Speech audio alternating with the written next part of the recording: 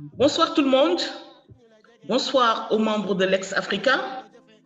Bonsoir à tous ceux qui nous ont rejoints pour le webinaire, à ceux qui nous suivent également sur les réseaux sociaux, WhatsApp, Facebook, Twitter. Je précise qu'il s'agit du premier numéro d'une série de conférences initiées par l'Ex-Africa. Des conférences qui vont porter sur les différentes implications socioculturelles, sanitaires, économiques, sécuritaires, relations internationales du Covid-19. Pour ce premier numéro, le thème est État d'urgence et réalité socio-économique au Sénégal, qui sera introduit par Eliman Abikan. Il est le président de l'Ex-Africa. Il est aussi analyste des politiques publiques, notamment en gouvernance et développement international, et senior fellow du London School of Economics sur l'équité économique et sociale.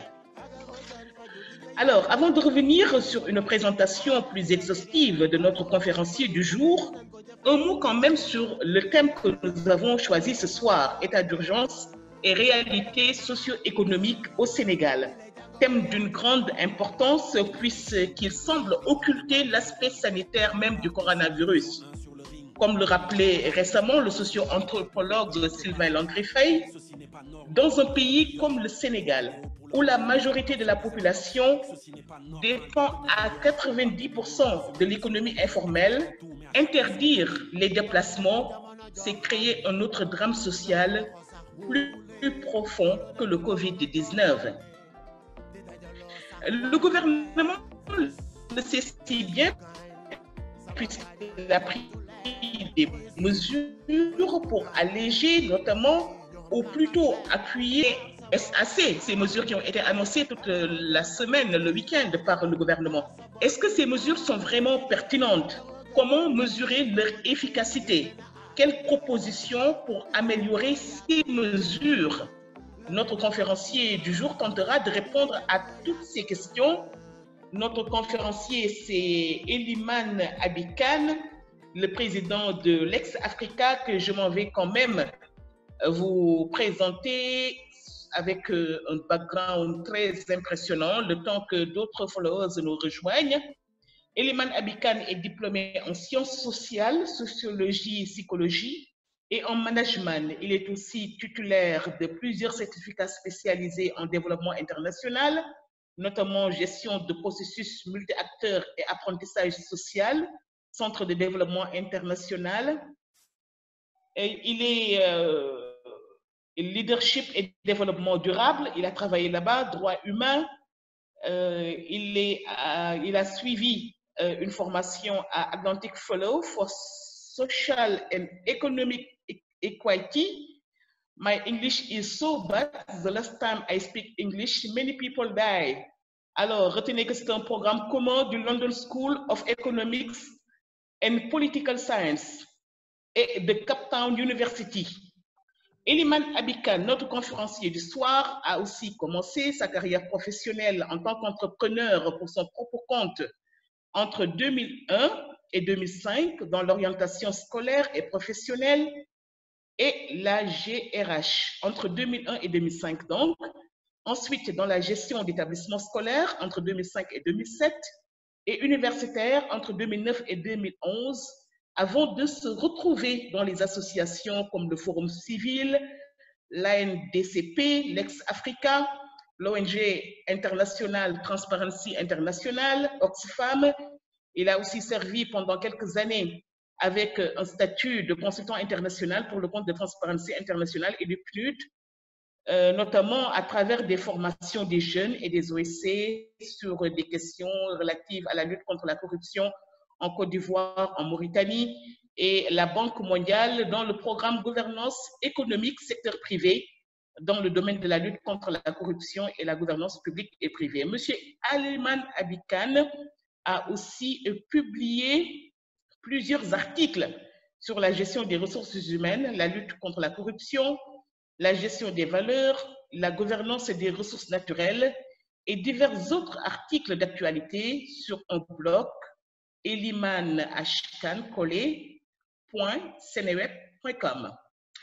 Militant engagé pour la citoyenneté active et la justice économique et sociale depuis le lycée, il a été chargé de programme, ensuite directeur exécutif du Forum civil, la section sénégalaise de Transparency International, où il a coordonné plusieurs programmes dans le domaine de la gouvernance, de la lutte contre la corruption, de l'éducation à la citoyenneté active, etc. Il est aussi administrateur fondateur de l'Institut supérieur panafricain de formation ISAF Francforé, qu'il a dirigé de 2009 à 2011. Pendant la même période, il a été conférencier invité au Master du droit comparé et au Centre de droit économique de l'Université Paul Cézanne d'Aix-en-Provence, engagé pour le progrès multisectoriel dans une Afrique unie. Il est actif dans la recherche sur les questions des inégalités économiques et sociales, de refondation politique et la construction d'un projet souverain et fédéral pour l'Afrique. À cet effet, il a été précurseur de l'initiative Lex Africa. Lex Africa, c'est leadership, éthique, gouvernance, stratégie pour l'Afrique, qui démarre, je le rappelle ce soir, une série de conférences consacrées aux implications du Covid-19. Le thème de ce soir, état d'urgence et réalité socio-économique au Sénégal. Eliman Abikan, bonsoir, vous avez la parole. Bonsoir Lika, et merci de nous avoir introduits. À mon tour de saluer tout le monde, tous ceux qui nous regardent aujourd'hui et qui sont intéressés comme nous autres par l'actualité qui concerne effectivement cette pandémie de coronavirus qu'on appelle Covid-19. Alors, d'abord, avant d'entrer dans le vif du sujet, je voudrais dire que pourquoi Lex Africa, en partenariat avec JIDER, avons donc initié cette série de webinaires. Il s'agit pour nous de bien gérer notre temps de confinement, parce que la plupart d'entre nous sont dans cette situation-là, mais d'utiliser les moyens technologiques à notre disposition pour pouvoir continuer à réfléchir ensemble dans donc, cette chaleur de l'actualité et donc pouvoir produire également ensemble des idées qui devraient nous permettre de mieux faire face d'abord à cette pandémie, mais également d'envisager le futur de façon beaucoup plus sereine et beaucoup plus lucide. Et donc, c'est pour cela que nous avons initié cela et il y aura beaucoup d'experts, de spécialistes, de chercheurs qui vont intervenir sur d'autres sujets. Bon, comme nous ne voulons pas faire comme les autres qui créent leurs vaccins et veulent les faire tester ailleurs, nous avons choisi de tester nous-mêmes. C'est pour cela que nous-mêmes nous introduisons ce premier thème et avec un grand plaisir d'ailleurs nous le ferons. Donc, pour pouvoir commencer, lancer une série de réflexions. Donc, voilà un peu ce que je voulais dire pour expliquer pourquoi nous avons initié cette série de webinaires avant d'entrer dans le vif du sujet. Maintenant, notre sujet d'aujourd'hui... Oui, c'est une conférence sur le sujet, donc, état d'urgence et réalité socio-économique. Vous commencerez d'abord par nous donner le plan. C'est une conférence, c'est un travail que vous allez nous présenter en 3 étapes, n'est-ce pas? Tout à fait. Et je pense que pour cela, je vais quand même partager mon écran parce que, en fait, ce webinaire qui est axé sur le thème état d'urgence et réalité socio-économique au Sénégal, en fait, pour nous, ce n'est pas le terme état d'urgence en tant que tel qui est important ici, parce que c'est un terme juridique que les juristes viendront ici d'ailleurs expliquer davantage, mais ce qui nous intéresse, c'est justement la question des confinements, qui est en fait utilisé un peu partout aujourd'hui dans le monde et qui de diverses manières. Donc, nous souhaiterons dans un premier temps faire une analyse des pratiques en matière de gouvernance des confinements un peu partout dans le monde et également ensuite essayer de voir dans le contexte sénégalais, alors qu'est-ce que la réalité socio-économique permet, ne permet pas. et comment nous gérons effectivement les mesures que nous avons prises nous-mêmes à travers notre État pour le cas sénégalais. Mais avant cela, Oui. je souhaiterais alors partager avec tout le monde l'état aujourd'hui d'avancement, c'est-à-dire l'état des lieux par rapport à cette pandémie dans le monde. Les données que nous avons depuis tout à l'heure vers 17 heures nous montrent de façon globale que nous sommes déjà à 1 267 099 personnes qui ont été donc des cas qui ont été des cas positifs. Et aujourd'hui, en termes de cas actifs, on a un peu plus de 951 000. Et également, en nombre de décès, le monde enregistre plus de 71 211 décès. Et quand nous voyons tout ceci également, c'est important de voir que, en fait, l'Europe à elle seule polarise plus de 630 000 de cas. Et a déjà enregistré plus de 50 000 décès. Comparé aux États-Unis, ou si on prend uniquement les États-Unis en Amérique, également sont à plus de 337 000, avec donc 9 654 décès. Bref, et puis on peut comme ça évoluer en Asie, etc. Mais on se rend compte qu'en Afrique, qui nous intéresse le plus, nous sommes pour le moment à moins de 10 000 cas, à 9 908 cas, et donc à 427 décès. Et donc, si on vient au Sénégal, que nous connaissons mieux, nous avons enregistré quand même quelque chose comme 226 cas, et donc deux décès, aujourd'hui 132 cas actifs. Pour dire que les chiffres sont éloquents, pour dire que cette pandémie, elle fait des ravages un peu partout dans le monde. Après avoir quitté l'Asie pour aujourd'hui c'est-à-dire domicile comme foyer en Europe et aux États-Unis. Donc, pas encore véritablement en Afrique. Et même si on vient en Afrique, on se rend compte que ce sont les pays du Nord. L'Algérie qui a accueilli le premier cas, l'Égypte et le Maroc, et plus l'Afrique du Sud qui concentre quand même l'essentiel des cas. Et donc, l'Afrique au sud du Sahara n'est pas encore véritablement très touchée en termes de nombre. Bon, nous croisons les doigts, remercions Dieu pour que cette tendance soit davantage réduite et qu'on puisse finalement endiguer ce phénomène. Maintenant, si on considère, malgré cela, tout ce qui se passe dans le monde, on voit qu'il y a 3 éléments fondamentaux dans la gestion des épidémies. Et ces éléments-là, nous les retrouvons à partir de nos recherches, aussi bien sur les questions scientifiques que même sur la religion, en tenant compte effectivement des directives prophétanes.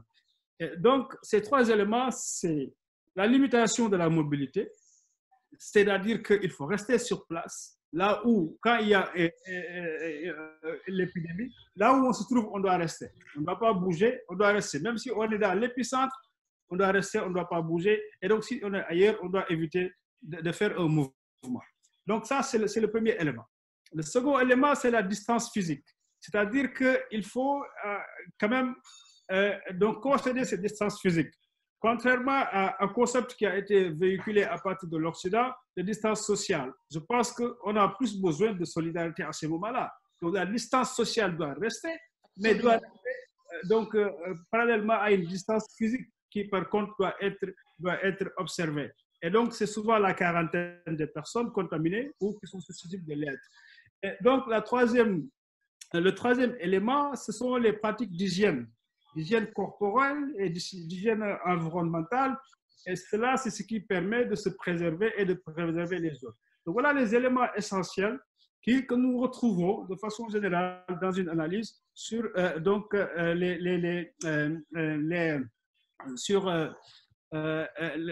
qui caractérise les épidémies. Et donc, tout cela, bien évidemment, nous les retrouvons dans les politiques qui sont prises. Et là, nous nous sommes essayés à une observation de la gouvernance globale du COVID-19 précisément et de voir quelles sont les pratiques qui sont observées un peu partout à travers le monde. Alors, on se rend compte qu'en fait, il y a une gouvernance et une communication qui sont centralisées. C'est-à-dire que les institutions spécialisées en matière de finances internationales, régionales, sous-régionales, nationales, mais surtout les États sont les États qui en fait centralisent donc la gouvernance de l'épidémie et même la communication. Donc c'est à un niveau, il faut que la communication soit maîtrisée, gérée à un certain niveau pour être diffusée ensuite. Et forcément, cette communication, elle se base effectivement sur des éléments qui sont des éléments scientifiques tout simplement, que délivrent les spécialistes de la santé tout simplement. Alors, donc l'autre élément, c'est qu'on a vu qu'il y a des mesures exceptionnelles qui sont prises un peu partout. Alors, parce que c'est une situation exceptionnelle, c'est quelque chose qui a surpris le monde en fait. Et donc, face à cette surprise-là, c'est des décisions, des mesures qui ont été prises, qui sont également des mesures exceptionnelles. Et évidemment, il y a eu énormément de mesures drastiques, comme nous l'avons vu, et nous pourrons y revenir en parlant du confinement. Alors, aussi, il y a un élément important, c'est le dépistage.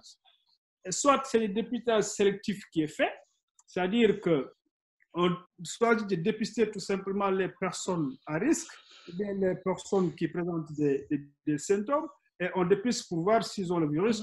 Il y a aussi le dépistage à grande échelle qui est aussi utilisé dans certains pays qui disent que, alors, parce qu'ils ont les moyens de le faire, qu'il faut dépister tout le monde pour savoir créer notre population atteinte, et pour cela, on pourra donc savoir comment véritablement gérer cette épidémie. Alors, il y a aussi un autre élément important dans cette gouvernance, c'est le port des masques.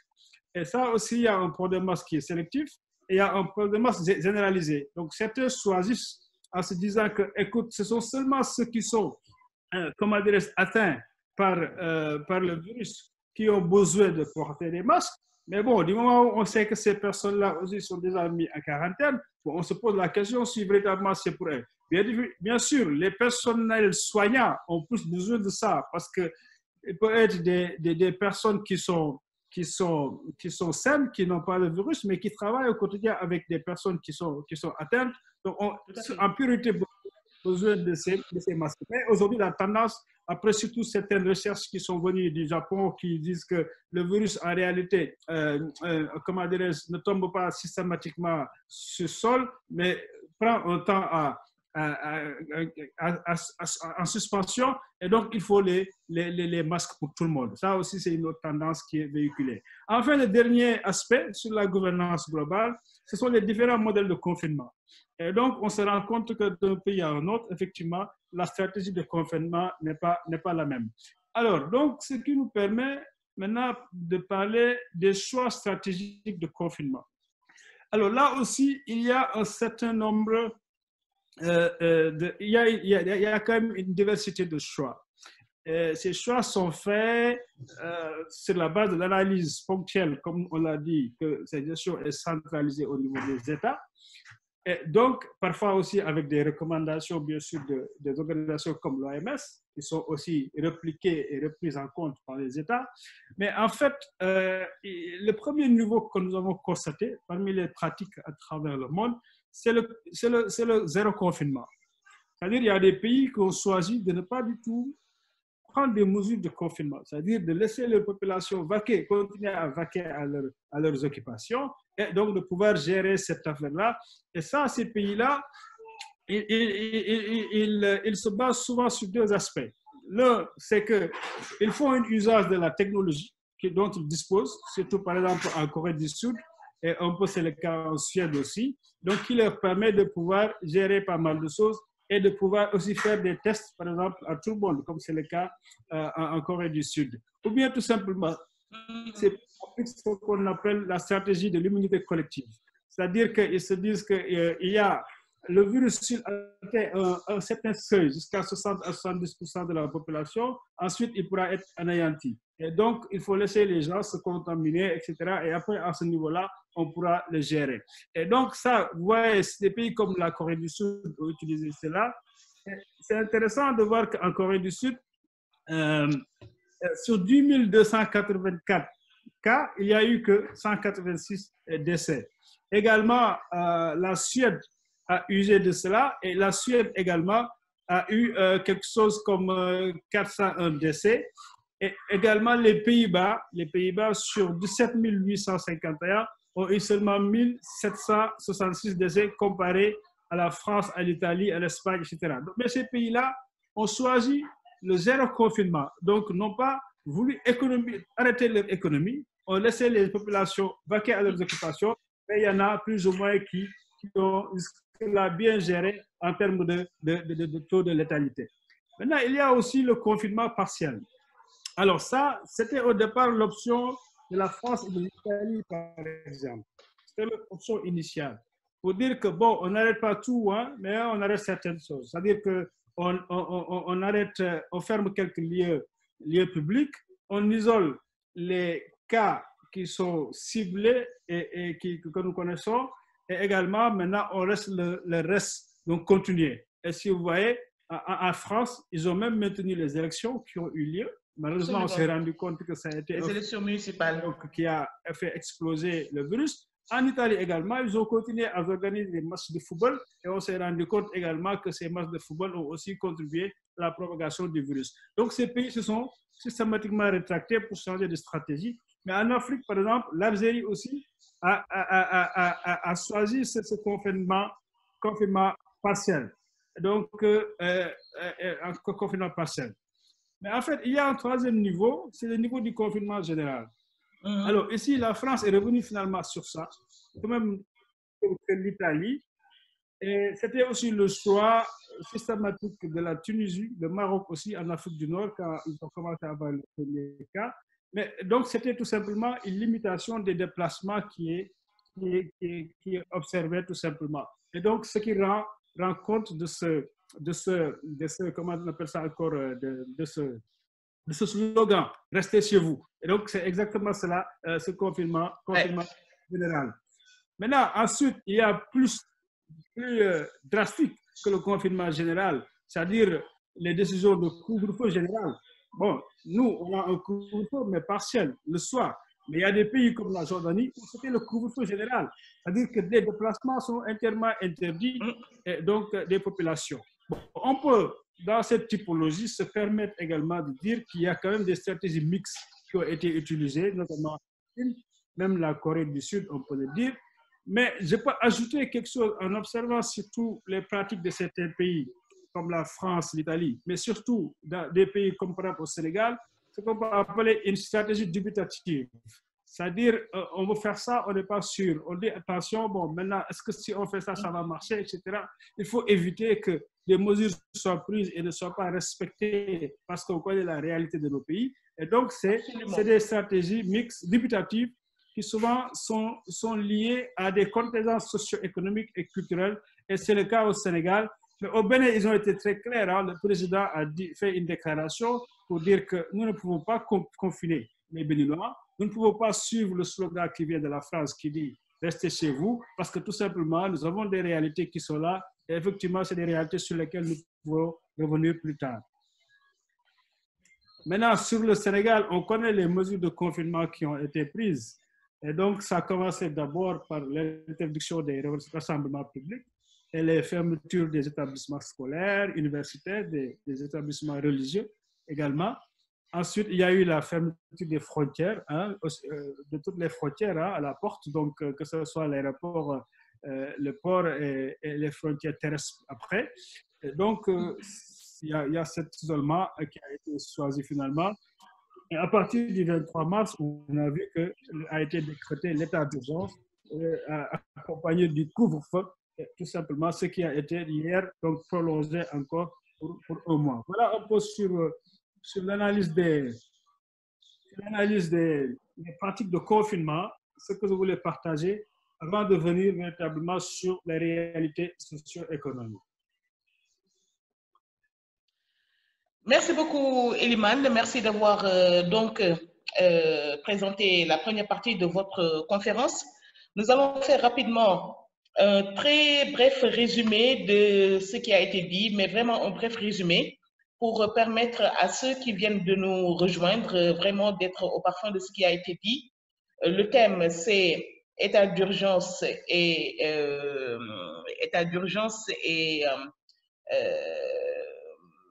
réalité socio-économique au Sénégal. Dans la première partie, vous avez commencé par nous donner les statistiques du Covid-19 au niveau mondial. Ce qu'on a retenu, c'est qu'il y a près d'1 million de cas testés positifs, plus de 70 000 décès. l'Europe, les États-Unis les plus touchés, l'Afrique moins touchée, avec des explications que vous avez données évidemment.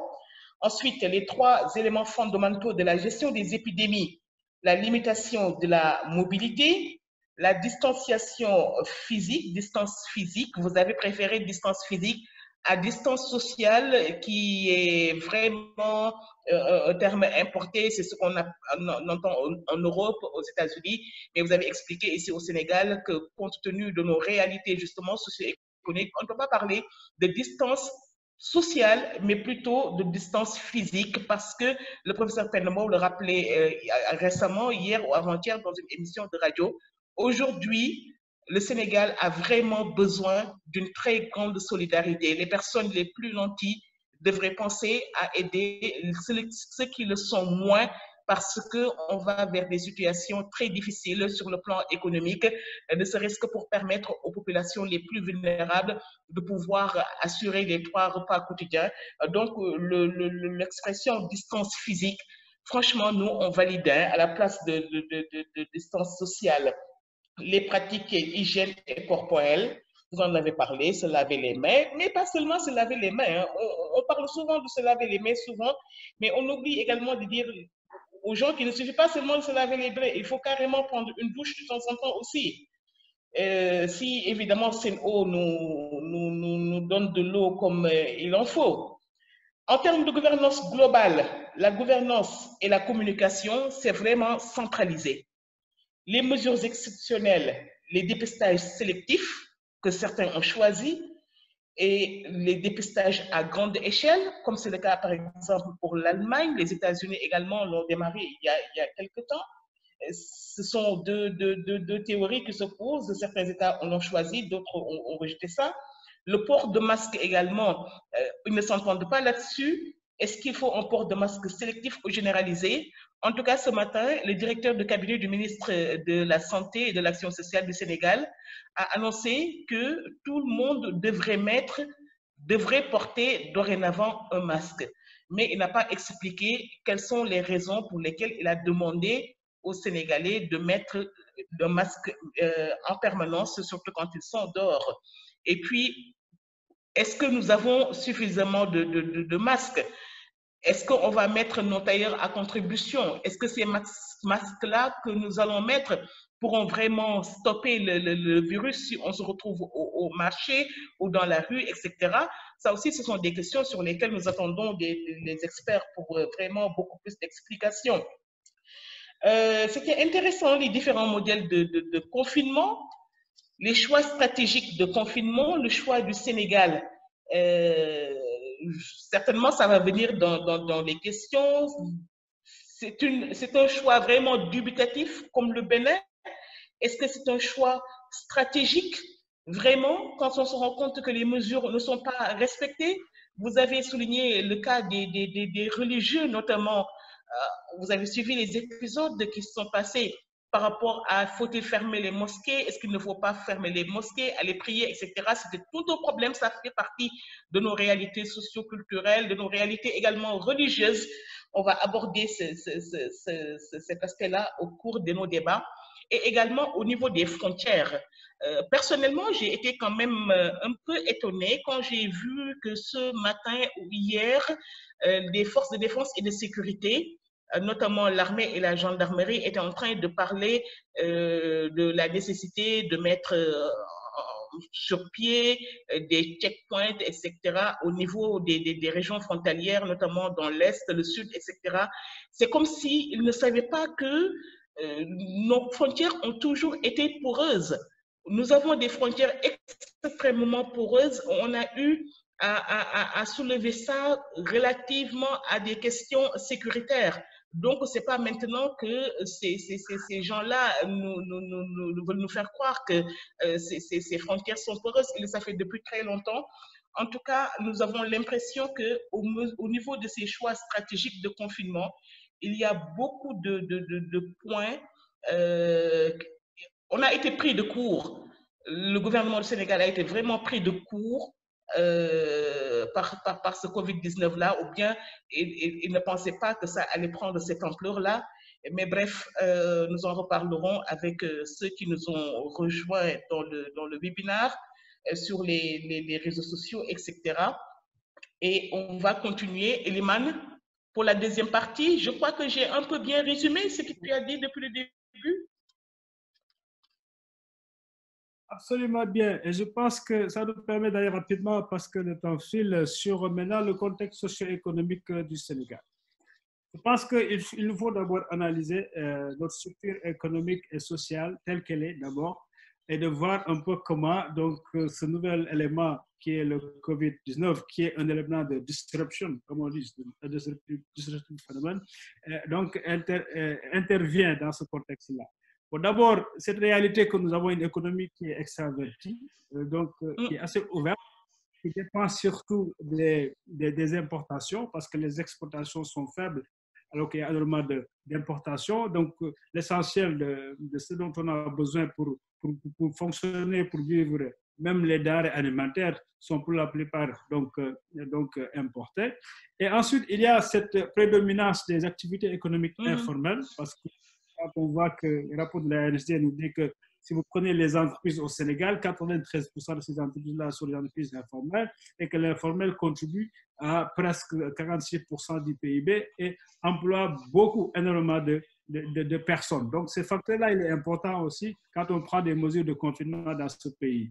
Bon, qu'on n'a pas beaucoup de salariés, environ 500 000 salariés privés et publics confondus, sur une population de plus de 16 millions, vous voyez un peu sur quoi repose véritablement toute une masse de populaires, par rapport à ceux qui ont des revenus fixes, donc qui sont des revenus permanents, et même parfois des revenus précaires, parce que dans des situations comme ci, effectivement, il y a des décisions, des mesures de chômage technique qui sont prises, et donc les personnes ne sont pas payées comme il se doit à full time. Et il y a également, dans un pays où il y a encore de l'extrême pauvreté, il ne faut pas, on a déjà notre régime unique universel, qui est le fichier qui contient toutes les ménages qui sont dans des situations de pauvreté, avec 588 000 ménages déjà.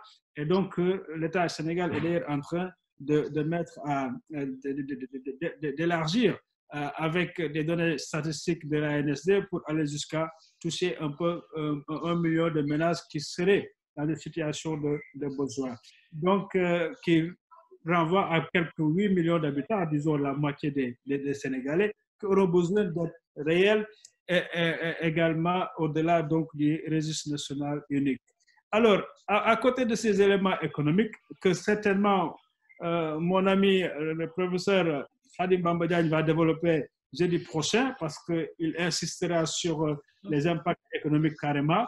Et donc, il y a aussi tout ce qu'on appelle les habitudes socioculturelles qui sont anti-barrières aussi. C'est-à-dire qu'en réalité, au lieu d'être des habitudes barrières, c'est des habitudes plutôt anti-barrières qui favorisent en réalité la propagation du virus dans le contexte dans lequel il intervient chez nous. Alors, ce que j'appelle l'habitude sociale, donc, en pensant à Bourdieu, bien évidemment, contre le confinement. Alors, donc, ça, c'est lié à notre société, à nous-mêmes, comment nous fonctionnons. Et comme vous le savez, nous sommes encore dans une société qui est un sujet de socio-anthropologie. Cela veut dire quoi? Cela veut dire que nous vivons une certaine transition. Une transition, ce n'est pas une tradition, c'est une transition entre tradition et modernité. Et cette transition entre tradition et modernité donc, s'exprime par différents types de comportements qui n'entrent pas dans un seul registre comportemental. Voyez-vous, c'est un peu ce qui amène cette opposition, et on l'a vu récemment d'ailleurs dans l'actualité sénégalaise, entre ville et campagne, entre citadins et villageois. Voyez-vous, on dit que c'est encore dans la mentalité sénégalaise, mais également cela explique les ruptures qui existent entre l'État et le citoyen. Le fait que le citoyen ne soit pas toujours véritablement en phase avec les lois de la République, et ce qui explique les écarts de comportement qui existent tout simplement parce que nous n'avons pas encore réussi donc la création de ce qu'on appelle l'État-nation qui permet à la citoyenneté de s'exprimer clairement en phase avec les principes de la République. Ça, c'est une négociation dans laquelle nous sommes toujours encore et cela déteint sur les types de comportements que nous avons. Également, il y a cet élément important que le grand professeur Malick Ndiaye avait déjà largement développé, c'est-à-dire cette éthique Tchedo et la société d'accaparement dans laquelle nous sommes. Et donc, qui n'est pas favorable à une certaine solidarité, malgré le discours qui est donné, mais dans les pratiques, on se rend compte qu'en réalité, il y a cette éthique Tchedo qui encore prédomine et oriente les comportements, et dans une société d'accaparement, c'est-à-dire que on n'hésite pas à aller vers la patrimonialisation du bien public, de l'État, etc. Et donc, chacun, finalement, vit par ses propres intérêts, mais pas véritablement en prenant en charge l'intérêt collectif commun. Et ça aussi, c'est un autre élément de notre société qui nous rattrape dans des situations comme celle-ci, parce qu'on voit des comportements égoïstes, tout simplement, qui se développent et qui ne respectent pas véritablement les consignes qui sont faites pour en fait défendre la grande majorité. Mais également, cette culture de l'apparence et de l'autoflagellation, elle est aussi sénégalaise. C'est-à-dire, on veut être bien vu. Hein? Bon, il y a des initiatives qui sont des initiatives dans le fond noble, mais dans la façon de faire, en réalité, c'est dit, voyez-moi, j'ai fait ceci, j'ai donné 500 000 ici, 100 000, etc. C'est le fait à la télé, à la radio, etc. Donc, finalement, on met devant le fait, en fait, sa propre personne, son image, plutôt que donc, la cause qui nécessite cela. Donc, il y a une instrumentalisation, en réalité, d'une réalité, d'une opportunité de communication par tout simplement des acteurs qui agissent. Et donc, l'autoflagellation qui souvent explique nos problèmes comportementaux que nous avons souvent. C'est-à-dire qu'on a tendance à dire, oui, nous sommes les meilleurs. Et voilà, je vous donne un exemple. Hein. Bon, je parle juste de faits. Alors, aujourd'hui, on a besoin de ça, que tout le monde soit derrière le personnel de santé. On a besoin de ça. Mais on n'a pas besoin de dire que oui, nous avons les meilleurs personnels de santé, c'est pour cela qu'il n'y a pas de souci, il n'y a pas de crainte à se faire, il n'y a pas un mort, il n'y a que seulement 2 en ce moment, etc. Ça, c'est un autre élément. Et surtout, nous rappelons-nous que cette même société qui, avant-hier, disait qu'effectivement, notre système sanitaire est un système corrompu, c'est un système moribond, c'est un système capté par les professeurs, etc. Donc, il ne faut pas qu'on entre dans des contradictions opportunistes de moment, mais il faut qu'on soit cohérent par rapport à l'appréciation que nous avons nous-mêmes de notre propre société. C'est un élément important, donc l'autoflagellation. Mais également, tout ceci nous arrive dans une crise de valeurs. Parce que vous le savez autant que moi, ça a été le débat dans ce pays depuis très longtemps, des scandales, des comportements déviants, des comportements méprisables, etc. On rencontre qu'au niveau des Sénégalais, il y a de plus en plus de perte de repères, cette remise en cause donc, des boussoles et effectivement une propension à une ouverture, à une liberté qui s'exprime même dans l'espace public et que donc finalement ça aussi, ça entre dans le cadre de la crise des valeurs qui est un élément également qu'il faut convoquer pour mieux comprendre notre comportement et nos réponses à cette situation. Mais heureusement, bien sûr, il y a aussi l'émergence de certaines solidarités citoyennes de plus en plus donc, visibles. Et la plupart d'ailleurs de ces solidarités, de ces formes de solidarité, ne s'exposent pas aux médias ni aux caméras. C'est des choses qui se font dans les quartiers par des jeunes, par des femmes, par des personnes, des familles qui veulent aider à côté, qui veulent aider les talibés, par exemple, qui sont un peu éprouvés à cette situation, qui veulent donc donner des moyens aux Sénégalais pour pouvoir se prémunir, pour se protéger, etc. Bref, c'est des dynamiques également, heureusement, qui existent, qui sont des dynamiques sous-jacentes, qui, si nous travaillons là-dessus, peuvent nous aider à faire émerger de nouveaux types d'actions. Maintenant, je voudrais venir à cette analyse sur les contingences par rapport au précariat. Bon, j'emploie le terme à l'USAL Parlement, mais pour dire à la précarité tout simplement. Et donc, cette situation, quand même, il faut la lire aussi. Et la lire, c'est dire que, en fait, c'est le Sénégalais. Il y a cette absence aujourd'hui, il faut le dire, pour la majorité des Sénégalais, mais de pouvoir d'achat. Je veux dire même de liquidité et des réserves financières des ménages pour pouvoir donc continuer à faire face aux obligations quotidiennes. La DQ, par exemple, tu vois, parce qu'on parlait tout à l'heure de la majorité qui est l'activité informelle, c'est l'activité du taba-taba, c'est l'activité de table yaingone, c'est du joni-joni, c'est du bëccëg fukk juróom, etc. C'est ça en réalité. Dans le fond, au quotidien, pour avoir de quoi manger le jour. Et donc, dans ces circonstances-là, cela pose un problème sérieux. Alors, il y a aussi l'absence de protection sociale qui est structurelle dans ce pays. Alors, même les travailleurs, souvent, n'en ont pas, à plus forte raison, c'est qu'ils ne sont pas dans des structures formelles. Et donc, ça pose les problèmes d'absence de couverture et d'assurance chômage, etc. Et donc, qui nous rattrape dans des situations comme celle-ci. Alors, cela s'exprime aussi bien en ville, mais qu'au village. En ville, on se rend compte qu'il n'y a presque pas d'équipement de stockage et de conservation de la nourriture dans la plupart des ménages. Peu de ménages ont les possibilités de garder des manger chez eux, ont des frigos, etc., etc. Peuvent se ravitailler donc sur une durée déterminée. Il y a le problème de l'accès à l'eau qui est criant. On a vu même hier à Touba qui disent qu'il n'y avait même pas d'eau. Dans plusieurs quartiers à Dakar, c'est pareil, etc. Donc ça aussi, au moment où on vous dit qu'en fait, il faut prendre des mesures barrières, il faut se laver les mains plusieurs fois, alors que si vous ouvrez le robinet, il n'y a rien, c'est un autre problème. Avant de parler d'ailleurs de paiement des factures. Ensuite, il y a cet habitat qui est non formalisé. Alors, dans les quartiers populaires, et cela aussi amplifie un peu la difficulté de confinement, parce qu'il y a certains quartiers, par exemple, où, effectivement, les maisons sont tellement peuplées que les gens se relaient.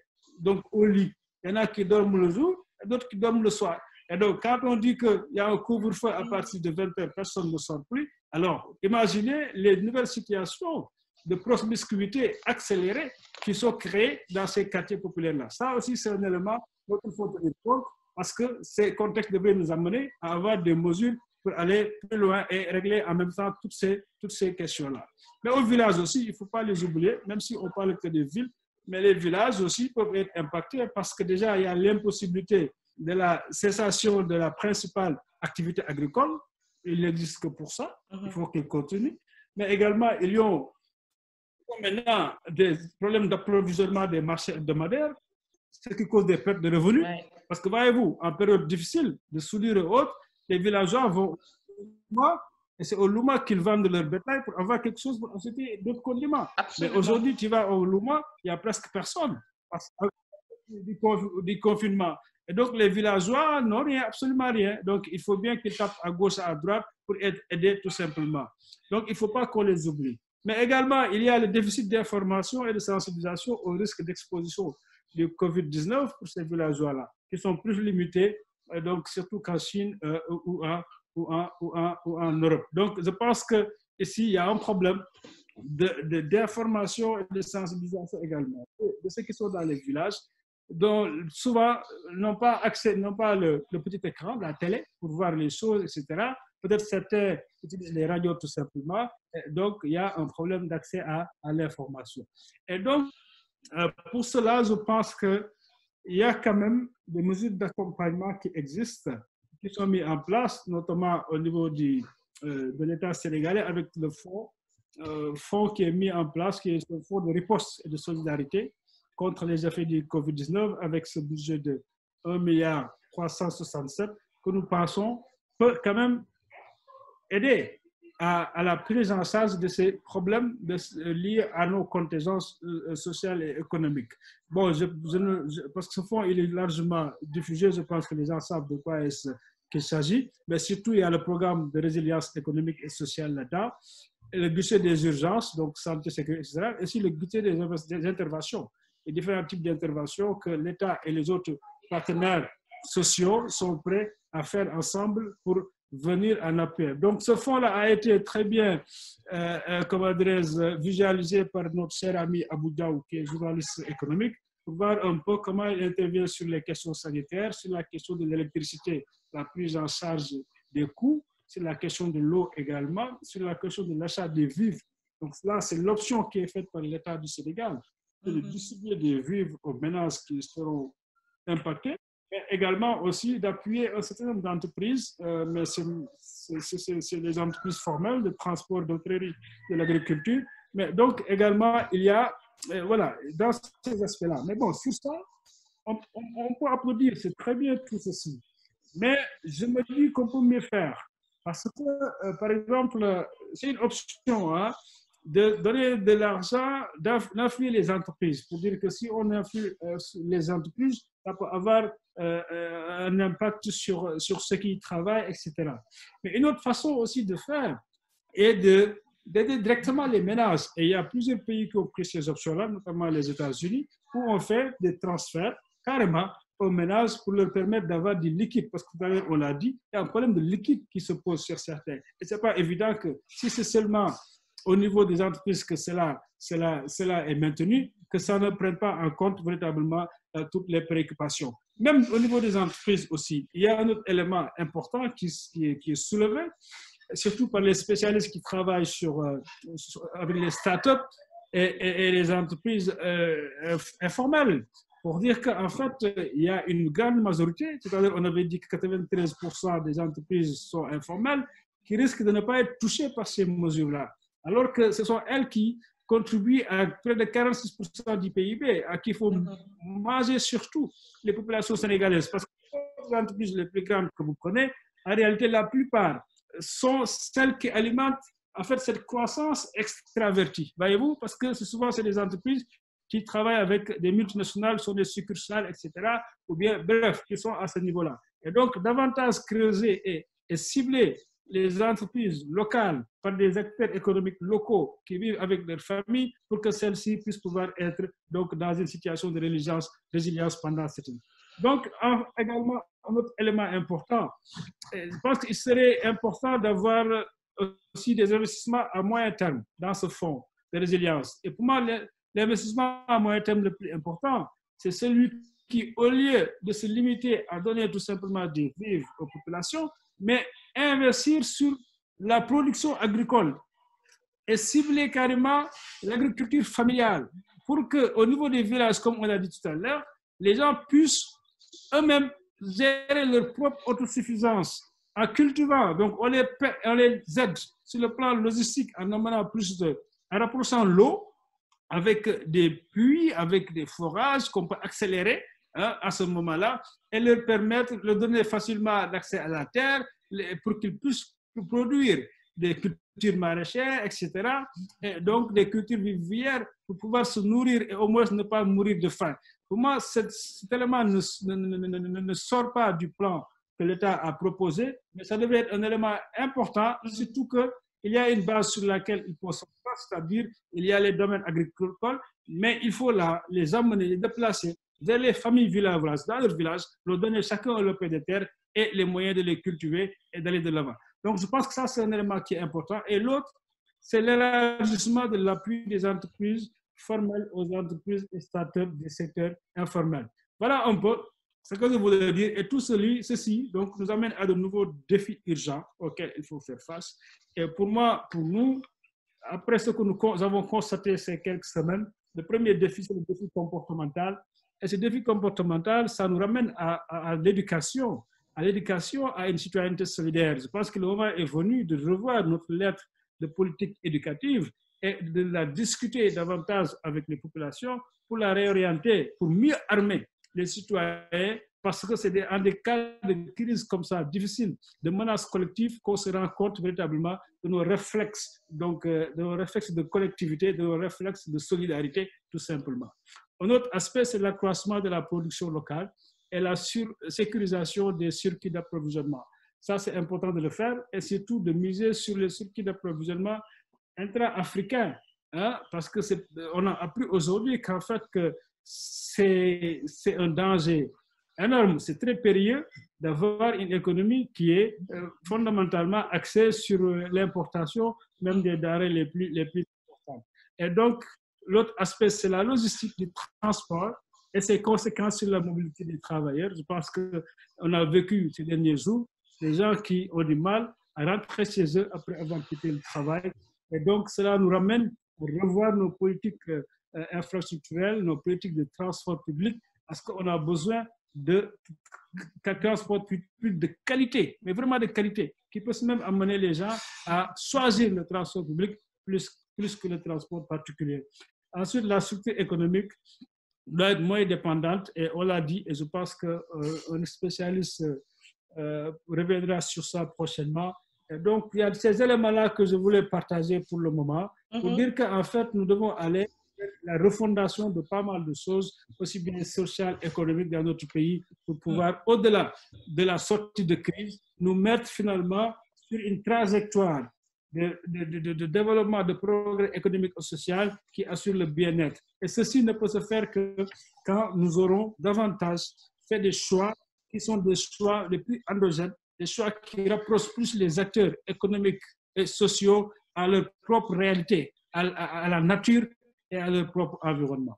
Voilà un peu ce que je voulais dire sur cet aspect. Oui, merci beaucoup, Eliman. Comme pour la première partie, je vais encore résumer cette deuxième partie plus rapidement parce qu'il y a d'autres participants qui viennent de nous rejoindre. Après, on verra avec Mohamed Abraham et Rokhaya Dji de l'autre côté qui suivent les followers sur WhatsApp, Twitter, etc. Est-ce qu'il y a des questions ici sur le webinaire?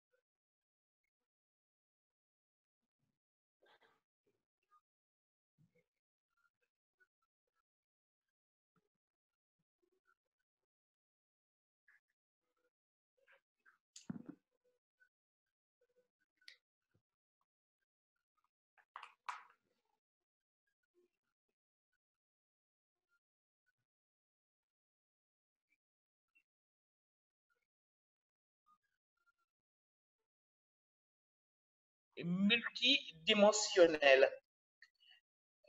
Pour ce qui est des habitudes sociales, confinement, transition, modernité, vous l'avez expliqué, éthique Tchedo, société d'accaparement, oui, culture de l'apparence et de la flagellation, oui, lorsque les médias ont lancé les télétons, il y a des médias, il y a des personnalités qui ont annoncé des chèques qu'ils n'ont jamais remis. Donc, des montants de plusieurs milliards avaient été annoncés au cours des télétons, mais on se retrouve avec une centaine de millions de francs CFA. Donc, c'est vraiment la culture de l'apparence. Et à côté, on voit également quelque chose qui est vraiment paradoxal. Des personnes, de grands entrepreneurs, de grandes personnalités qui appellent à la solidarité, qui donnent beaucoup d'argent dans le cadre de ce fonds COVID-19. Et en même temps, ils sont épinglés par des organisations de la société civile parce que tout simplement, ils sont en train de spolier les terres d'autrui, de pauvres paysans qui ne peuvent pas se protéger et protéger leurs terres. Ça, quand même, c'est paradoxal et on l'a vu, il y a même des exemples, des noms ont été cités. Il y a les rapports de certaines organisations qui sont là, notamment du Forum civil, pour le cas que vous connaissez très bien. Donc, pour ce qui est de la culture de l'apparence de l'autoflagellation, crise des valeurs, oui, la crise des valeurs, la solidarité citoyenne émergente. Vous avez donné des cas, ce qui se passe dans les quartiers, mais il faut dire également, Eliman, que cette solidarité citoyenne, peut-être qu'on aura l'occasion de discuter davantage là-dessus, mais c'est quelque chose qui a vraiment toujours existé chez nous, hein, au Sénégal, avec nos parents, nos grands-parents. Il y avait vraiment une solidarité très active. Les contingences du précariat, l'absence de liquidité, qui est un gros problème.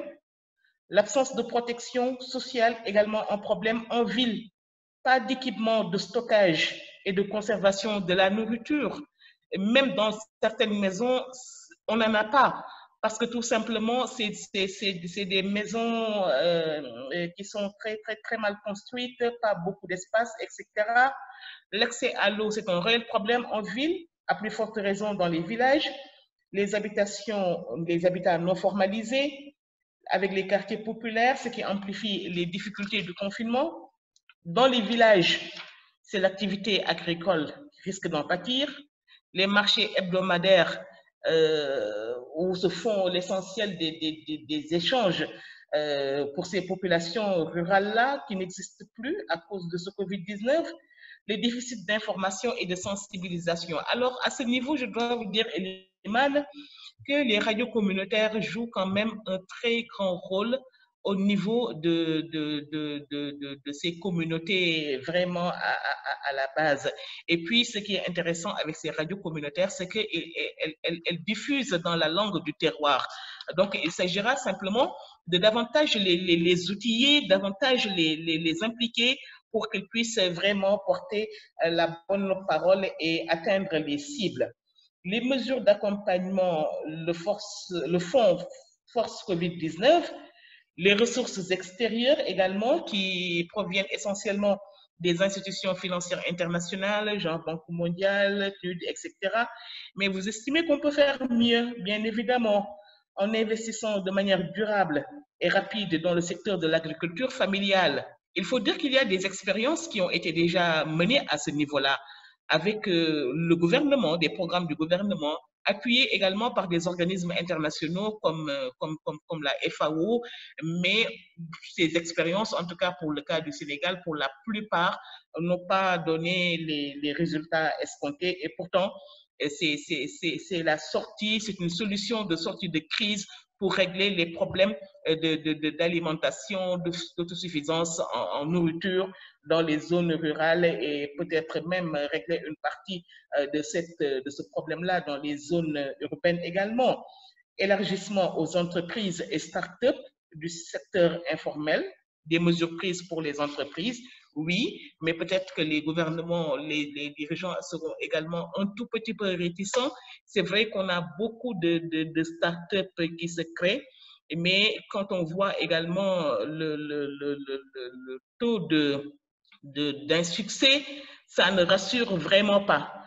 Les défis urgents sur le comportement, on en parlera au cours des discussions sur l'accroissement de la production locale et la sécurisation des circuits d'approvisionnement. Oui, le ministre de la Solidarité nationale, Mansour Faye, je crois, récemment, il parlait par rapport au riz qui doit être distribué, que le Sénégal dispose actuellement de 3 mois de stock en termes de riz. On ne le souhaite pas, on ne prie pas pour si cette situation doit perdurer au-delà de 3 mois, qu'est-ce qu'on aura comme résultat.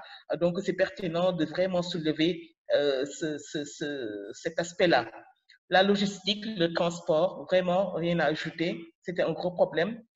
La structure économique qui doit être également moins dépendante et pour une position souveraine et adoptée. Vous avez également donné vos points de vue.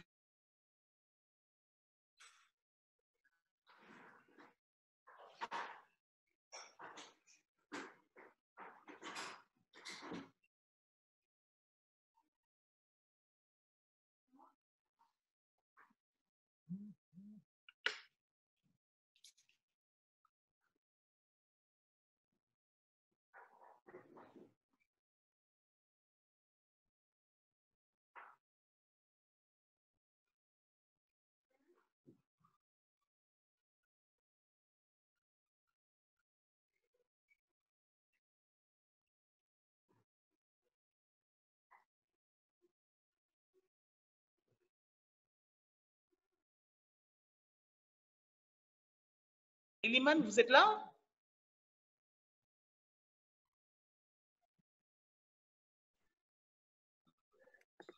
Vous êtes là, Eliman?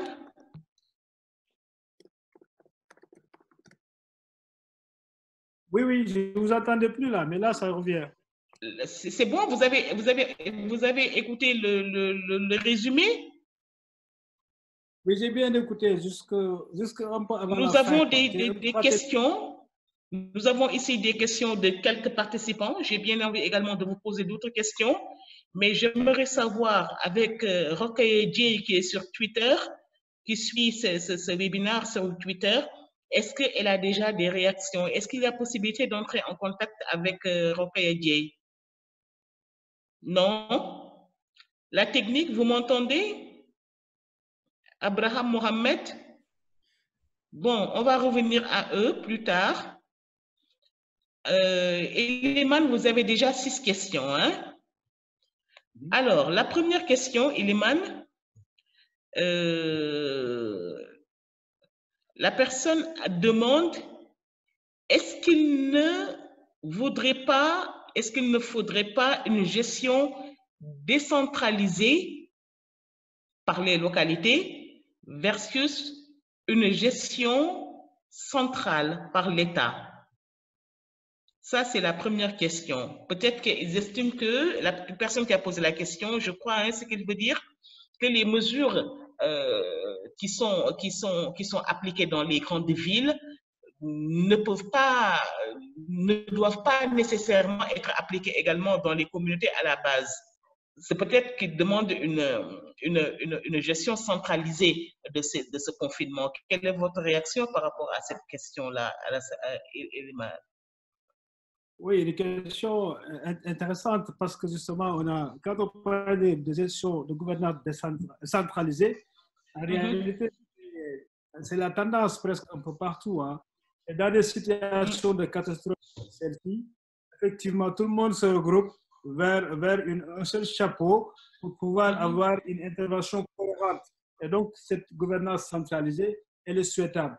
Maintenant, dans la mise en œuvre de cette gouvernance centralisée, il est toujours mieux, bien évidemment, de gérer et d'intégrer les spécificités internes et locales, et donc pour pouvoir avoir donc une gestion différenciée et donc avoir des mesures qui peuvent être pertinentes ici et qui peuvent ne pas être ailleurs. Et je pense que c'est comme ça que je comprends la question, qu'effectivement, par exemple, si on va ici entre milieu urbain et milieu rural, il y a des disparités. Il y a aussi les problèmes d'inégalité géographique qui existent et que donc une concentration sur Dakar de l'essentiel de l'économie, comme vous le savez, mais aussi de la grande partie de la population sur une petite portion du territoire. Et donc, cela nécessite effectivement une gouvernance beaucoup plus équitable, beaucoup plus équilibrée, qui tient compte de ces disparités-là. Ouais. Parce qu'on est d'accord. Et ce problème d'ailleurs se pose si vous prenez les États-Unis, par exemple, entre New York qui a été spécialement attaqué par ce virus et l'État de New York qui ne pouvait plus véritablement faire face, demander à ce que l'État fédéral vienne en apport, en appui. C'est ce qui ne s'est pas fait systématiquement. Voyez-vous, donc à un moment donné, effectivement, même dans ce cas d'espèce où la décentralisation est structurelle, elle est constitutionnelle, on a vu que effectivement les États locaux ont besoin d'avoir ce chapeau fédéral-là pour pouvoir trouver les moyens de pouvoir faire face. Donc, je pense que la centralisation est une bonne chose. Maintenant, dans la stratégie de mise en œuvre, il faut une stratégie différenciée, spécifiée, qui tient compte des spécificités et des déséquilibres qui existent. Et des réalités dans les communautés. Exactement, Iliman. Ça, c'était la première question. Gestion décentralisée et centralisée du Covid-19, de l'état d'urgence, pardon. Deuxième question, c'est qui de la préservation des données privées dans l'usage de la technologie. Est-ce que ce serait acceptable dans la société sénégalaise où le souterrain est une valeur très importante chez nous? Ça, c'est la deuxième question. Les données privées dans l'usage de la technologie. Je ne vois pas le lien vraiment avec ce que nous sommes en train de débattre. Ou bien vous voyez un lien, Eliman? Excuse-moi, je n'ai pas entendu la question. Vous n'avez pas entendu la question? La deuxième question, il parle de la préservation des données privées dans l'usage de la technologie. Est-ce que ce serait acceptable dans la société sénégalaise où le souterrain est une valeur très importante chez nous? Je crois que cette question-là n'a rien à voir avec ce que nous sommes en train de faire, non? Oui, je pense qu'on aura une intervention spécifique sur cet aspect donc de la nouvelle utilisation des technologies avec nos valeurs. Je pense que c'est une question qu'on peut reléguer à une conférence sociale. Oui. Avec des spécialistes du D'accord. domaine qui pourront mieux nous apporter. Alors, une autre question porte sur le contexte socio-économique du Sénégal, là où vous avez parlé de 36% d'extrême pauvreté et de 80% de pauvreté multidimensionnelle.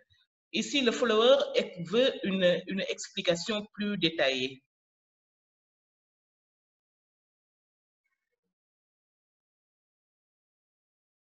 Eliman, vous m'entendez?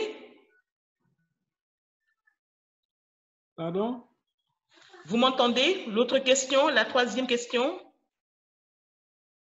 Une explication plus détaillée. C'est la partie qui concerne le contexte socio-économique du Sénégal, là où vous parlez du pourcentage de personnes qui vivent dans une extrême pauvreté et de l'autre pourcentage qui vit dans une pauvreté multidimensionnelle. 36% et 80%, ils demandent de la des pauvreté explications. multidimensionnelle.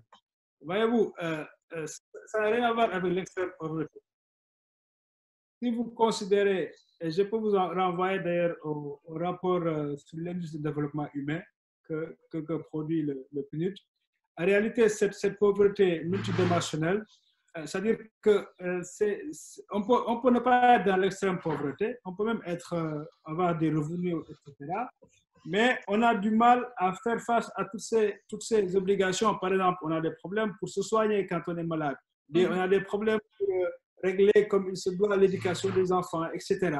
Donc, on peut régler les besoins qui sont les besoins fondamentaux, mais il y a certains aspects sur lesquels donc, on n'arrive pas à faire face. Donc, c'est un peu cette dimension de la pauvreté multidimensionnelle qui est évaluée dans le cadre du rapport sur l'indice de développement humain du PNUD.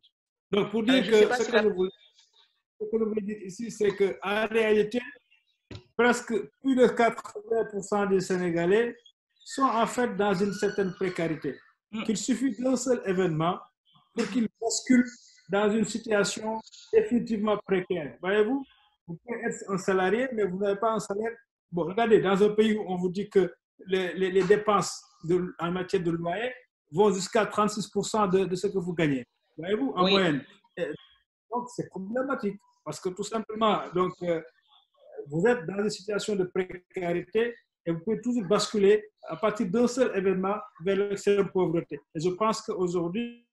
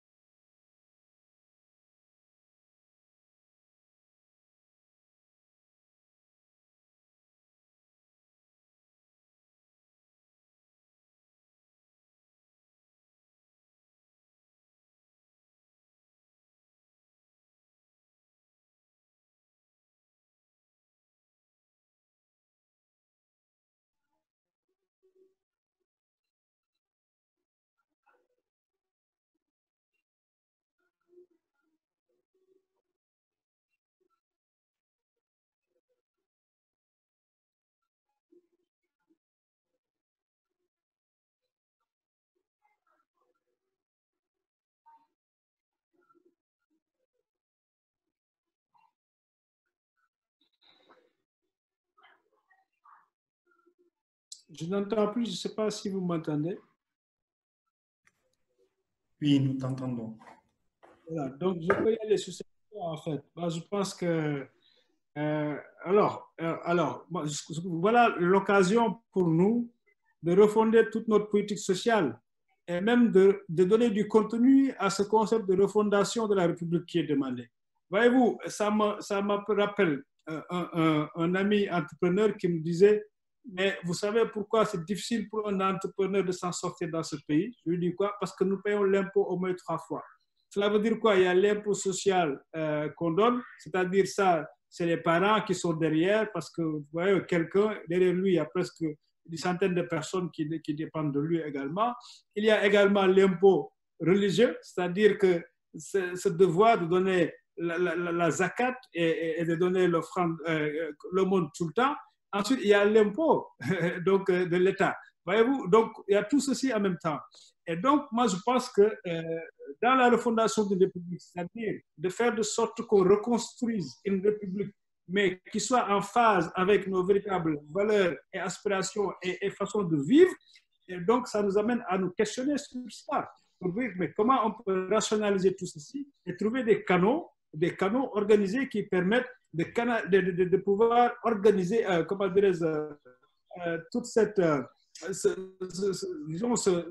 devoir du don. Ce devoir du don, parce que c'est le don et le contre-don, voyez-vous, que ce devoir du don soit organisé, et donc par l'État. Et oui, ça doit se faire, effectivement, et donc ça nous permettrait de nous assurer que nous pouvons avoir ainsi un levier de lutter contre les inégalités par le partage des revenus que certains concentrent et donc avec les autres. Et je pense que là, nos experts en fiscalité et nos experts en assistance sociale et nos experts en religion peuvent se retrouver, discuter, échanger à profondeur sur ces questions-là et trouver un modèle qui puisse arranger tout le monde et un modèle beaucoup plus rationnel.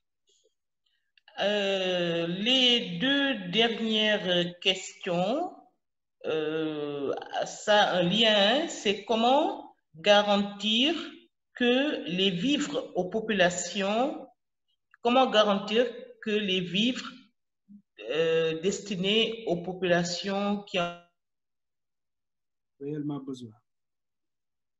Oui. Alors, ça, c'est un problème de gouvernance et de transparence de l'action sociale. Et donc, je pense qu'il nous faut des mécanismes puissants pour nous assurer effectivement que cette action solidaire qui va se mettre en branle, que ce soit au niveau de l'État et qu'au niveau de tout ce que les privés organisent, soit quand même une action qui a un impact. Et parce qu'il y a des risques. Il faut pas... Milliards. D'après le diapo que vous avez montré dans votre présentation, que l'État a débloqué 69 milliards pour l'achat de vivres. En l'occurrence, 140 000 tonnes de vivres, c'est-à-dire riz, huile, sucre, pâtes alimentaires et savon. Le riz, on en avait parlé, il y en a pour un stock de 3 mois de consommation et le tout destiné à 1 million de ménages. Mais d'après les services du ministère de la Solidarité, ils vont d'abord se baser sur, ils vont d'abord distribuer les premiers bénéficiaires, ce seront ceux qui avaient bénéficié des bourses familiales pour distribuer les vivres. Et le reste sera éparpillé à travers les 553 communes et il y aura une répartition avec un ciblage communautaire. En fait, moi, ce qui me pose problème à ce niveau-là, c'est qu'on se base sur la base de données qui a servi à allouer des bourses de sécurité familiale. Vous avez suivi tout le tollé que cela a suscité. Le ciblage n'était pas bon. Des personnes qui n'en avaient pas besoin en ont bénéficié parce que tout simplement, ils appartenaient à telle ou telle autre formation politique. Ça redevient un problème si on doit se baser sur cette base de données qui a servi donc aux bourses de sécurité familiale pour quand même distribuer ces livres-là. Oui, j'avais commencé à répondre. Je pense que je n'ai pas entendu. Donc, je suis en train de dire qu'en fait, cela pose un problème de gouvernance de la politique d'action sociale. Et particulièrement dans cette circonstance qui est une circonstance d'urgence, où effectivement on se base même sur une réforme du Code des marchés publics. On peut se questionner déjà sur la commande publique par rapport à ces 69 milliards-là. Est-ce que ça se passe de manière transparente, etc. Bon, on a vu que dans le dispositif, il est prévu un comité dans lequel il y aura effectivement des parlementaires, même de l'opposition, et des représentants de la société civile. Et je pense que là, il y a un grand défi. Et je pense que c'est l'occasion aussi qu'ils ont donné à des situations de crise comme celle-ci, d'apprendre occasion d'apprentissage en matière de bonne gestion. Parce que la réalité est qu'au Sénégal, il suffit de retourner à tous les rapports dont tu as fait état tout à l'heure sur le niveau de mal-gouvernance dans ce pays. Toutes ces malversations qu'il y a dans la gestion de la commande publique. Donc, s'il y a une manne aussi importante de 69 milliards qui doivent aller en des vivres qu'il faut commander et qu'il faut distribuer, c'est illégitime que cette question de gouvernance, de la transparence soit posée. Et donc, je pense que ce comité dont on fait état, il va falloir lui donner une large représentativité, mais également des pouvoirs pour contrôler sur toute la chaîne, depuis l'expression des besoins, la commande et sur la distribution jusqu'à la base, donc que tout se passe dans les règles de l'art. Maintenant, il y a des instruments qui sont là, qui ne sont pas parfaits, mais qu'on peut utiliser parce qu'il faut partir de quelque chose. Et c'est le registre national unique dont tu parles qui, effectivement, a fait objet de discussion. Aussi bien l'État, l'action sociale, que même les ONG qui travaillent de façon générale sur l'humanitaire et sur la résilience. Et donc, c'est un fichier qu'il faut faire, tout simplement, parce que ce fichier qui a été utilisé pour les bourses familiales, et on s'est rendu compte sur les bourses familiales qu'il y a eu des malversations, même la banque. Absolument. Et pour cela qu'elle avait demandé... Un mauvais ciblage. Oui, qu'elle avait demandé que des acteurs de la société civile puissent être intégrés dans le processus donc, des bourses familiales. Parce qu'on s'est rendu compte qu'il y a effectivement dans certaines localités des gens qui étaient nantis, donc des non-ayants droit, qui bénéficiaient de cela. Il y a aussi des pratiques corruptives sur la distribution de ces bourses aux ménages. On s'est rendu compte des travaux de courtage, des pratiques de courtage qui se faisaient. Au lieu de donner l'intégralité à la famille, il y a des personnes qui se débrouillaient pour prendre une partie et donner une petite partie. Voilà, ça c'est sénégalais. C'est des comportements qui sont là, qui existent. Donc ces comportements, il faut les traquer.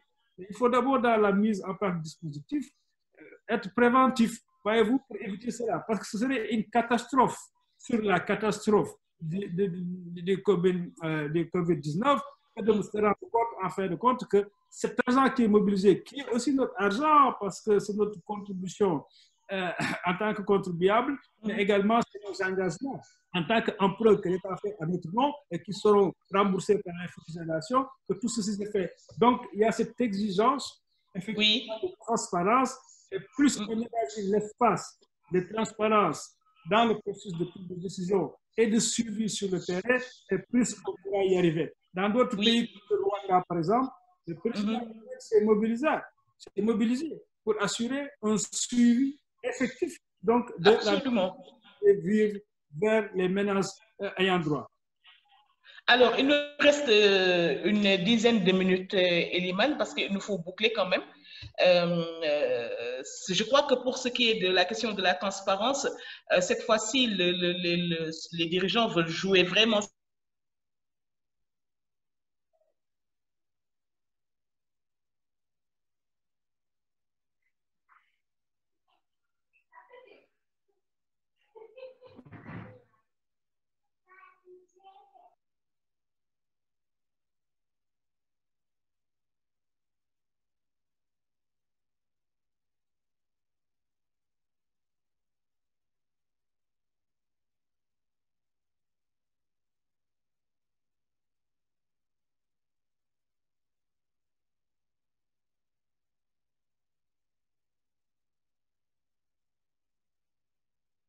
Les citoyens. Eliman, vous me recevez là? Oui, on a fait une petite coupure. Donc, c'est certainement la dernière question avant de conclure. Vous avez évoqué le cas du non-respect de certaines mesures. Et par rapport à ça, j'évoque le couvre-feu et on a l'impression qu'il y a une inégalité des citoyens devant ces mesures-là. Sinon, comment comprendre? Certaines le prennent comme un fait divers, mais c'est un réel drame. Comment comprendre l'épisode qui fait les choux gras de la presse depuis le week-end dernier par rapport à ce qui s'est passé dans un quartier huppé de Dakar où des personnes, des enfants de gens nantis pouvaient braver l'interdiction, le couvre-feu, se retrouver dans des appartements et puis avec des laissez-passer en bonne et due forme. Dans le même temps, à la préfecture de Thiès, un agent de la préfecture a été arrêté pour trafic de laisser passer, de laisser circuler. Sociologiquement, quelle analyse, comment vous comprenez ce phénomène-là? Merci. Lucas, ce que tu viens de dire là, ça nous ramène à ce que j'avais évoqué tout à l'heure en parlant de cette éthique Tchedo dans une société d'accaparement où il y a des groupes qui s'accaparent de ce qui appartient à tout le monde et qui se donnent tous les privilèges et les droits au détriment des autres. Et également de ces comportements qui finalement donc encouragent des pratiques égoïstes, voyez-vous. Et souvent, ces pratiques égoïstes-là se retrouvent dans une classe sociale qui est une classe sociale économiquement donc puissante, qui utilise ce pouvoir économique pour corrompre tout simplement le pouvoir réglementaire, juridique. Je veux dire ceux qui appliquent la loi, parce que voyez-vous, sur ces cas-là, vous évoquez des agents de l'État, mais également quand on parle de laissez-passer qui sont quelque part monnayés, tout le monde sait que les laissez-passer, c'est l'autorité administrative qui doit les donner. Alors, est-ce que c'est des fraudes qui sont faites sur son dos ou bien est-ce que c'est un système qui est organisé à ce niveau-là? Ça, c'est un énorme problème que nous avons. Et voyez-vous, c'est des pratiques qui existaient avant et qui nous rattrapent dans cette situation de crise. Alors que cette situation de crise devait nous aider à nous départir de toutes ces tares en fait, qui nous ont caractérisés tout simplement pour repartir sur de nouvelles bases beaucoup plus vertueuses. Et malheureusement, voyez-vous, ce scandale-là donc, éclate dans ces circonstances où tout le monde est confiné, tout le monde est préoccupé, tout le monde est dans l'anxiété. Alors, on ne sait pas de quoi demain sera fait. Et donc, c'est des pratiques dont il faut se départir systématiquement. Et pour y arriver, il faut revenir à l'état de droit tout simplement. C'est-à-dire qu'il faut que tous les citoyens soient limités par rapport à la loi. Et ça, il y a une seule responsabilité. Mais c'est la responsabilité centrale de l'État qui a le devoir de faire appliquer la loi à tout le monde. Et donc, sans distinction. Et je pense que ces faits-là sont des occasions ou bien des opportunités qui sont données à nos autorités pour dire le droit simplement et appliquer rigoureusement la loi pour donner l'exemple. Absolument. Tout à fait. Et récemment, il y a une connaissance qui me disait que l'État tient vraiment ici l'opportunité de rwandiser, entre guillemets, le Sénégal. On va voir ce que ça va donner, surtout dans l'après-Covid-19. Iliman, vous avez exactement, l'équipe technique me met une pression extraordinaire. Vous avez exactement 2 minutes pour conclure. Oui, d'abord, pour dire que vous parlez de rwandiser, mais on tient encore quand même au respect des droits et libertés des Sénégalais. Voyez-vous, oui. Maintenant que tout le monde respecte la loi, ceux qui ne respectent pas la loi maintenant, qu'elle soit rigoureusement appliquée contre elle. C'est tout simplement ça. Et je pense que maintenant, ceci dit, j'étais heureux de partager avec tous ceux qui ont suivi ici. Et comme je l'ai dit, ça, c'est le premier acte. Hein, nous sommes cobayes. Et donc, si ça a réussi, ça dépendra de votre feedback. Donc, nous allons continuer avec d'autres intervenants sur d'autres sujets qui nous préoccupent tous pour mieux comprendre la situation. Mais au-delà de la situation, aller plus loin. C'est-à-dire imaginer et envisager le Sénégal que nous voulons à partir de maintenant. Parce que ce pays a besoin d'être revu. Ce pays a besoin d'être remis à l'endroit. Parce qu'en réalité, ce que nous vivons là, ce n'est pas la meilleure perspective qu'il faut pour ce pays. Ce pays est gorgé d'esprits brillants, d'esprits créatifs, de gens engagés avec de bons cœurs, de grands cœurs qui sont prêts à se donner pour leur patrie. Donc, il faut que ceux qui ont la possibilité de décider et qui ont la légitimité de regrouper les Sénégalais autour de l'essentiel fassent le travail. Mais pour le faire, il faut aussi qu'ils commencent d'abord à être exemplaires. Voyez-vous, parce qu'on ne peut pas appeler les gens à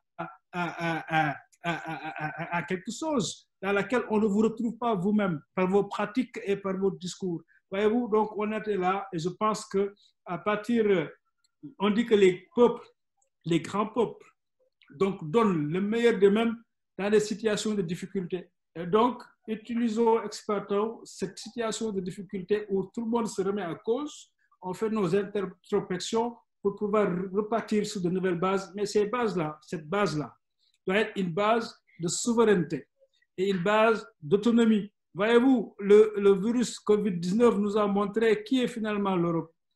Voyez-vous, nous qui sommes dans cette envie de l'ailleurs, dans ce complexe de l'ancien colonisé, à qui on donne un pouvoir qu'il n'a presque pas finalement, voyez-vous, on se rend compte qu'ils sont beaucoup plus vulnérables que nous-mêmes, qui sont considérés comme étant les laissés pour compte de ce monde, de ce système, alors que nous avons encore des ressources que nous n'avons pas exploitées à l'interne. Je ne parle pas de ressources naturelles seulement, mais des ressources morales, des ressources éthiques que nous pouvons exploiter, développer et participer à partir de là à l'équilibre du monde.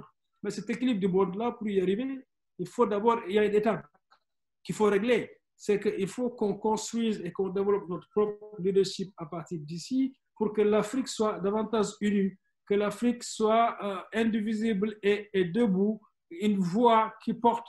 Parce que si on arrive à ça, on pourra tout simplement remettre en cause les rapports de force au niveau mondial et assumer notre présence dans le monde tout simplement. Moi, je pense que je termine avec ça.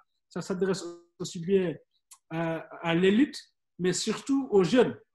Parce que l'Afrique de demain, dans 25 ans, sont les jeunes aujourd'hui qui doivent s'engager pour le réaliser. Et voilà, on est là pour accompagner dans cette œuvre-là. Et donc, je vous remercie. Je suis content de